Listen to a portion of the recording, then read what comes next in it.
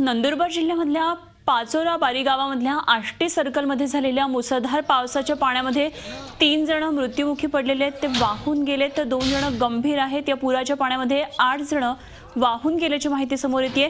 पावसाच्या या कहरामुळे या भागामध्ये असलेला रेल्वे मार्ग सुद्धा वाहून गेल्याने नंदुरबार सुरत रेल्वेचे 5 डबे रुळावरून घसरले। या अपघातामध्ये कुठलीही जीवितहानी झालेली नाहीये, मात्र पाचोरा बारीमध्ये पावसाचा कहर इतका प्रचंड आहे की त्यामध्ये 100 घरांचं मोठं नुकसान झालंय। 20 ते 30 जनावरं देखील पाण्यामध्ये वाहून गेली आहेत। गावामध्ये सर्वत्र भीषण परिस्थिती निर्माण झालेली आहे। रेल्वे अपघातामुळे भुसावळ सुरत या रेल्वे मार्गावरची वाहतूक सुद्धा पूर्णपणे विस्कळीत झालेली आहे। रेल्वे प्रवाशांना प्रचंड हाल अपेष्टांना सामोरं जावं लागतंय। अनेक गाड्या नवापूर आणि जळगाव इथनं परत पाठवण्यात आल्यात, मात्र पाऊस सारखा सुरू असल्याने मदत कार्यात अडथळे येत आहेत। नंदुरबार इथली ही घटना आपण बघतोय। नंदुरबारजवळ रेल्वेच्या रुळाखालची जमीन देखील खचलेली आहे। हा मार्ग सध्या ठप्प आहे। नंदुरबार सुरत पॅसेंजरचे 2 डबे घसरलेले आहेत। अनेक गाड्यांचे मार्ग त्यामुळे बदलले गेलेले आहेत। आणि या संदर्भात आणखी सविस्तर माहिती जाणून घेऊया। आमचे प्रतिनिधी प्रशांत परदेशी सध्या आपल्या बरोबर आहेत। प्रशांत, जोरदार पाऊस नंदुरबारमध्ये आपण बघतोय की रेल्वेच्या रुळाखालची जी जमीन आहे ती देखील खचली आहे, त्यामुळे रेल्वे मार्ग सुद्धा प्रभावित झालेत। अनेक जण वाहून गेले, 100 घरांचं नुकसान झालंय। काय नेमकी स्थिती आहे?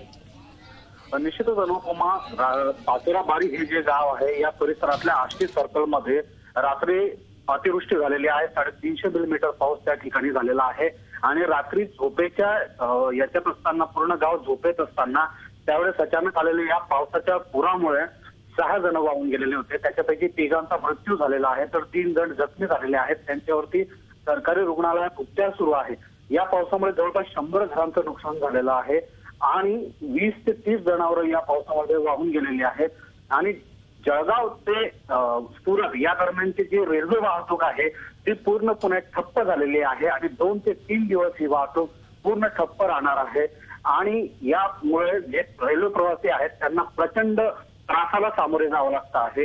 रेल्वे प्रशासन आणि जिल्हा प्रशासन त्या ठिकाणी मदत कार्य करते आहेत, मात्र पावसामुळे इतकं भीषण परिस्थिती आणि इतकं नुकसान झालेलं आहे की ते येत्या 2 ते 4 दिवसापर्यंत नेमकं किती नुकसान झालेलं आहे आणि काय वाहून गेलेलं आहे ते नंतरच लक्षात येणार आहे। अनुपमा, ठीक आहे, धन्यवाद प्रशांत दिलेल्या माहितीबद्दल। खरं तर समाधानकारक वाटणाऱ्या पावसाचा काही ठिकाणी कहर झालेला सुद्धा दिसतोय। आपण बघतोय नंदुरबार मधली ही घटना, अनेक गाड्यांचे मार्ग आता ही जमीन खचल्यामुळे आता बदललेले आहेत।